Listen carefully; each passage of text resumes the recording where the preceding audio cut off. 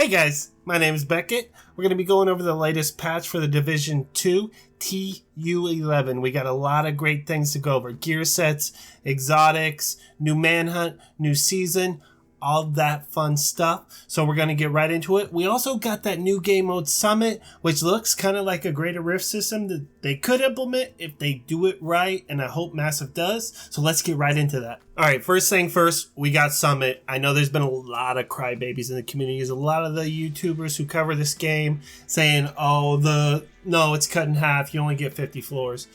Come on, guys. You can't just start it off at Heroic and expect everyone to be like, okay, I'm just going to jump in this and do a Heroic, and that's going to be okay.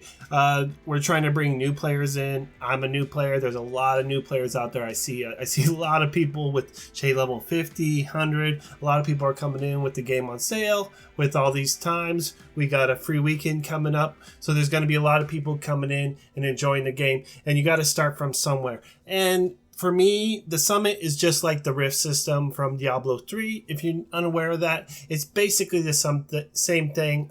Can't talk right now. But basically, you just go from floor to floor. There'll be different modifiers, different things you have to go through. There's not objectives like there is in the Division, but you just kill everything, clear the floor, and you have a certain amount of time. In the original format, the Rifts, there was no time. You could just go clear floor to floor, and that was just the way to grind and the best way to get gear. But then Blizzard realized they have something great on their hands, and I hope Massive sees the same thing. If we had like a third person or first person shooter greater rift system, that would be awesome. The only thing that bothers me, I hope it's not the best way to get gear. I hope it's just like a targeted loot system. So if this day, there is SMG, so I'm just gonna farm the Summit for SMGs, hell of this. But if it's something I don't want, like Hannah U, any kind of brand set, whatever it may be like, no good. I don't want to mess with it today. I want to farm somewhere else. We have an amazing open world compared to Division 1, where there was basically the dark zone and that's it. And they just keep adding and adding. So don't listen to like, oh no, it's only 50 floors. They cut it in half. This is a starting point, and we could get to the 100th floor, and then they could add in like a legendary mode or something like that. That's what my idea for it is. I want to see a greater rift system into this game, and the Summit is the first step on moving forward. All right, let's get into the next topic. Manhunt begins tomorrow, probably right when the server resets. So if you want to go no life and be 4 a.m. and just start grinding out, it can take about 5 to 10 hours if you know what you're doing. I'm going to be putting a guide in later, so go ahead and check that video out. It's going to help you because they changed up a little things, but usually you'd have to wait about a week or so to start it, but we're going to be able to get it out of the way right away. I'm kind of interested to see how the Summit plays out, really just for grinding, at least the season-wise, to see if we can do XP better that way. But I feel like there's still going to be those couple ways where we know is going to be the best way. But I will show you that in another video. We also have Iron Horse, the raid, finally going to discovery mode. It didn't take too long, but at least there's some people who get to experience it, who just aren't the raider type, just don't want to go in there and do certain stuff like that, or they just afraid to go in, and they can check it out, see a couple of mechanics, and basically just see it, what's going on, the little bit of story that's going on there. It's cool. I like Massive is taking a lot of steps. This game is about a year and a half old, and they need to take the extra steps to start bringing in some more players. We don't want to see the game die. As many problems as people may think that are going on with the game, we still want new players to come in. We have new players. We have new content. We're just not stuck here, and there's no game like Division right now, shooter looter, that does all these things and has kind of a light MMO experience. Destiny's there, but they dropped the ball, and it's just not what it should be or what it could be. And that's why I love Division, and it's always there. And they had a little hiccup early on in the beginning of the launch. So did Destiny. No wonder when you follow investors instead of what customers want, that will happen. But they've made a lot of good steps, and I'm glad to see this moving forward. We're also getting some much love needed, but we need a lot more love coming to the global directives and global events at this moment. We got a couple new directives, which are replacing a couple of the old ones. So the hard to earn, it wasn't really even a directive, and it's kind of sad to see it go because it was an easy 25% experience. But the one that they're replacing with it is still pretty much easy, which is going to be called fragile armor. And armor breaks basically every time you lose all your armor and you start losing health. It will apply a stack of broken, and it reduces the max armor of 20% going up to 4, and every time you use armor, one of those stacks goes away. So it won't really be that big of an issue to deal with in the grinding and stuff. It's actually, I like it. It's something cool. You're going to be using your armor packs all the time, and you're not like, oh, I don't have any armor. I'd rather just deal with that armor break mechanic. We'll also get a replacement to cool skills, so this might change up your leveling just a bit, but not really. I don't think it's going to be that big of an issue, and I think it's going to be better in the long run. So instead of cool skills, we have what's called scavenge skills.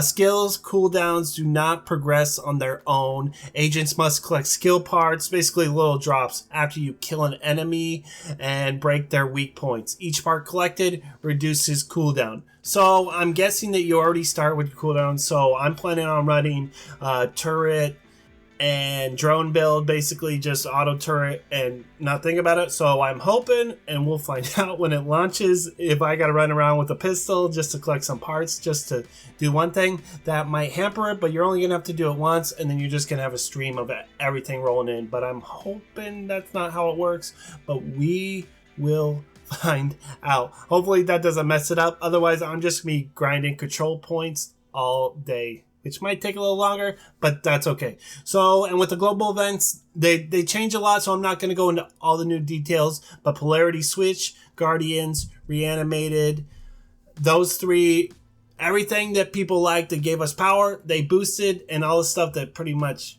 made it not the fun is going away. So that's a great change. It's going to make the global events fun. Let's get more global events like Division 1. Massive, come on, just copy and paste. It's okay. We'll love it.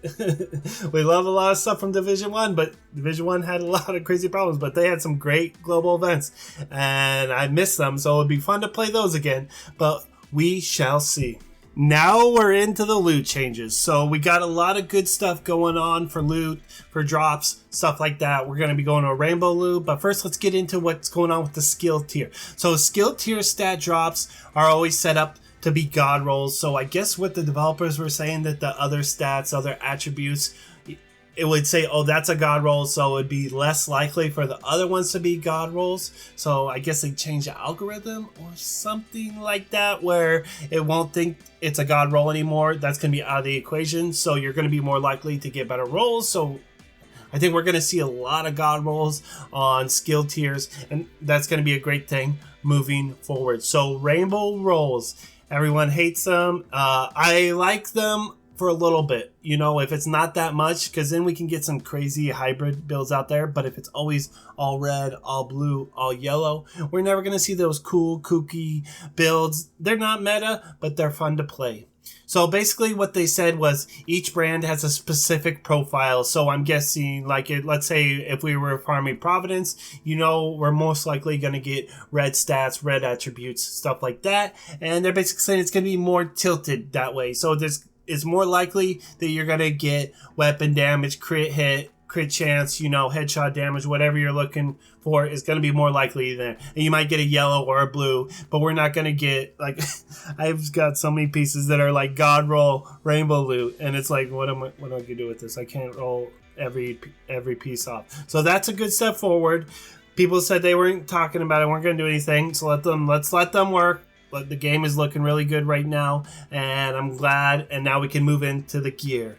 All right, let's get straight into this. So gear mods, they're now completely generic. This is great. We're going to see a lot more build diversity with the exotics that coming out, at least 1 or 2 of them. I'm hoping. We'll see how it goes. I've heard not such great things, but the gear mod slots, that's going to do a lot of openings. You're going to have a lot more damage builds where you're not going to have to put, you know, a blue piece in or yellow piece in for armor, healing, whatever it may be. And we're just going to see, but let's say I was running full armor on kill mods. You don't really need that 10% from the gunner anymore. So you have your armor on kill from that, and you can go and pick different specializations and different things like that, and I'm really excited for that. Like, I'm really excited for build diversity. I don't want to just run Providence.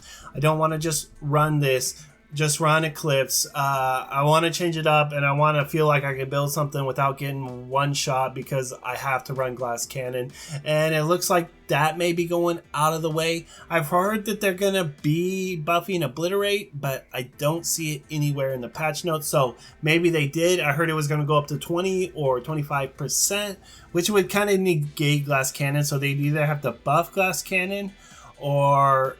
yeah, that's the only way they could do it, because no one would run Glass Cannon if Obliterate was always there. That's just my personal opinion. I'm going to be running Obliterate. We'll see how it goes. But if not, you know, that's all good. Then we might be stuck with Glass Cannon. But I think that's a thing of the past. So we got gear transmog. If you don't know what that is, like, you like the Hannah bag, how it looks, but you got to wear this ugly Providence huge bag. You can now transmog your Providence to look like a Hannah bag.